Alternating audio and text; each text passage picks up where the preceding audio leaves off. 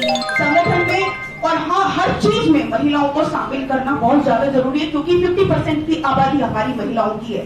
बहुत ज्यादा समय आपका लूंगी नहीं, क्योंकि वैसे भी 3 मिनट का समय था, लेकिन मैं एक बात कहना चाहती हूँ कि जितने भी हमारे जो बाबा साहेब हैं और उससे पहले जो जितने भी महामानव आए, जितने भी युग परिवर्तक आए, उन्होंने काम तो किया, और लेकिन इन मनुवादी लोगों ने उनका इतिहास मिटा दिया।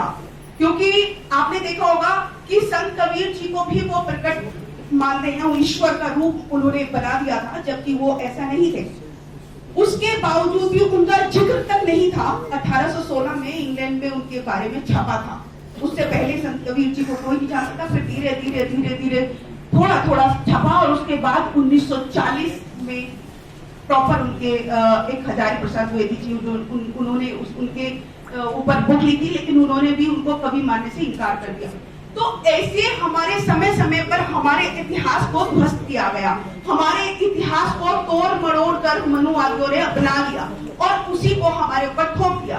तो हम सबकी जिम्मेदारी है कि हम हमारे महापुरुषों ने जितना भी काम किया है उसको आगे लेकर आए, और उसमें खासकर महिलाओं को मैं हमेशा बोलती थी, महिलाओं को आगे आने की जरूरत है। देखिए, जय भीम बोलने से कोई जय भीम वाला नहीं हो जाता या अम्बेडकरवादी नहीं हो जाता, क्योंकि अगर हम पूछने बैठ जाएं, क्योंकि बाबा साहेब कहते हैं कि जो अपना इतिहास नहीं जानते वो कभी इतिहास नहीं बना सकते। तो अब बहुत सारे लोग ये बोलते हैं कि अरे जय भीम बोल तो लिया, वो तो गए अम्बेडकरवादी, लेकिन अगर उनसे पूछने बैठ जाओ कि साइमन कमीशन क्या है, महातालाब क्या है, मनुस्मृति कब चलाई, या मनुस्मृति में क्या है, इस तरह से काला राम मंदिर क्या है। अगर बाबा साहेब के आंदोलन, जिन्होंने बहुत मुश्किलों से इस कार्य को यहाँ तक लेकर आए और बड़ी मुश्किलों से यहाँ संविधान भी बनाया हमारे लिए, हिंदू कोड भी बनाया महिलाओं के लिए, तो ये सारी चीजें अगर हम पूछ ले तो फिर सिटी हो जाती है। तो हमको ये सब चीज जानने की जरूरत है।